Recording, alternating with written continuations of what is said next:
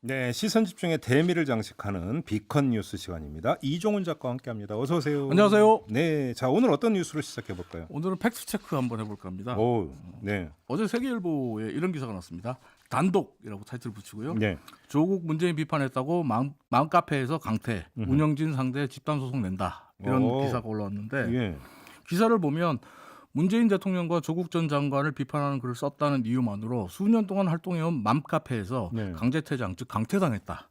이런 사람들이 많고 아, 실제로 이런 일이 있었어요? 있었어요. 아, 이런 일이 실제로? 좀 있습니다. 예, 특히 올해 5월부터 4월, 5월부터 이런 일이 좀 두드러지게 나타나는 현상인데 예. 이 사람들이 다음 달쯤에 집단 소송을 해서 카페 운영진을 고소하겠다. 그리고 이 카페에는 지금 한 1,300여 명 정도가 회원으로 있습니다. 잠깐만, 그럼 팩트체크 끝났네요. 사실입니다. 끝. 아니요. 우리가 어떤 방송입니까? 뉴스의 이면을 들여다보는 아, 시선 집중 또 아니겠습니까? 이제 다시 반전이 있습니까?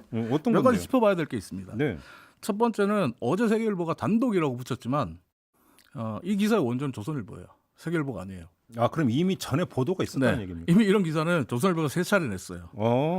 지난 9월 11일에 조선일보가 정부 비판 댓글 한 줄 썼다가 맘카페에서 강퇴당했다라는 예. 제목의 기사를 썼고 예, 그리고 9월 16일에는 맘카페 회원들 법적 대응이라는 제목 기사를 썼어요.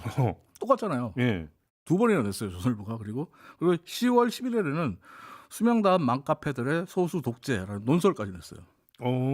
예, 그리고 심지어는 조선일보가 어제 세계일보 기사가 나온 뒤에 세계일보 기사랑 비슷한 제목의 기사를 또 내보내요. 네.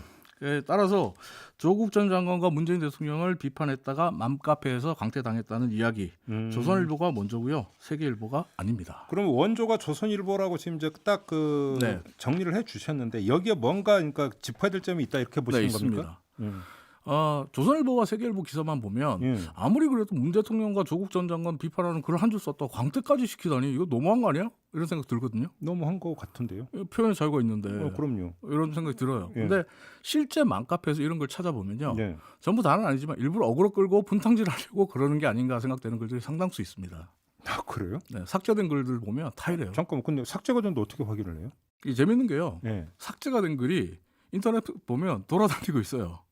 어떻게 이게 그래요? 가능하냐? 예. 맘카페에서 글이 삭제된 사람들이 증거를 모으기 위해서, 증거를 남겨놓기 위해서 그런지 몰라도 맘카페에서 자기 글 삭제됐다면서 글과 이미지를 남긴 게 꽤 많아요. 아. 예를 들면 지난 5월 14일에 한 맘카페에 올렸다가 네. 내 글이 삭제됐다 이러면서 이제 글이 올라왔어요. 네. 근데 친문 성향의 맘카페로 굉장히 유명한 네. 곳입니다, 여기가. 예. 근데 여기에다가 문재인 대통령 탄핵을 청원하자는 글이 올라와요. 예.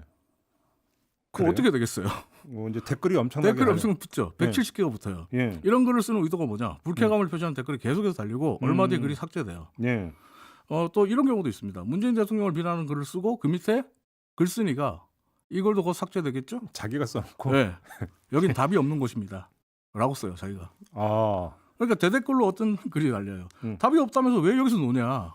답이 있는 곳에 가서 놀아라. 네. 라는 글이 올라와요. 그러니까 또 글쓴이가 이 댓글을 문제 삼아서 계속해서 댓글 싸움을 이어가요. 그러다가 활동정지 강퇴당해요.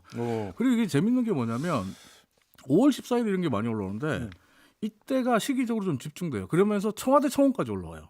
아니 그러면 잠깐만요. 지금 그러면 정리를 하면 일부러 네. 강퇴를 유도했다 이런 얘기인가요? 그렇게 볼 수 있어요. 진보 성향의 커뮤니티에서는 그렇게 보는 시각이 좀 강합니다.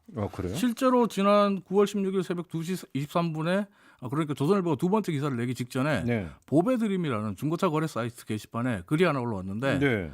어제부터 맘카페는 전쟁 중이다라는 제목으로 올라온 이 글에는 예. 조직적으로 맘카페에 가입하고 일부러 조국과 문 대통령에 대한 부정적인 글을 쓰고 활동 정지 먹고 예. 카페지기들을 소송 걸겠다며 조선일보 기자들과 변호사들을 만나고 있는 작전 세력들이 있다.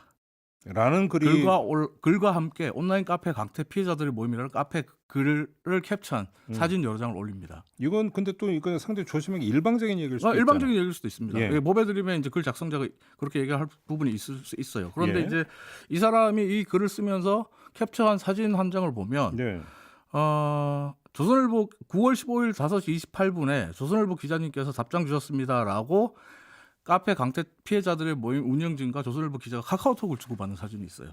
카톡 내용에 그 찍힌 사진이 예. 올랐다고요? 그래서 이제 조선일보 기자가 두 번째 기사를 내기 전에 네. 카페 운영진에게 메신저로 소중한 제보 주신 데 감사합니다. 덕분에 관련 기사를 오늘 한 번 더 낼 예정입니다. 네. 라고 이야기를 해주기도 하고요. 그리고 글을 또 읽어보면 회원수 수십 수백만 명의 카페 장악하는데 20명만 있으면 된다.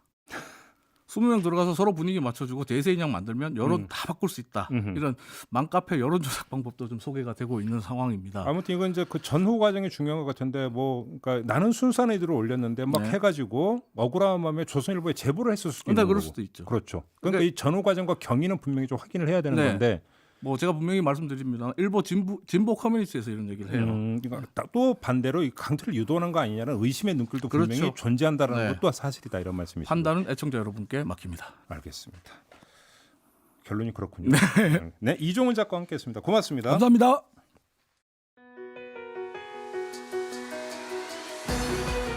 이슈의 핵심을 꿰뚫는 예리한 시선, 믿고 듣는 진품 시사 김종배 시선 집중.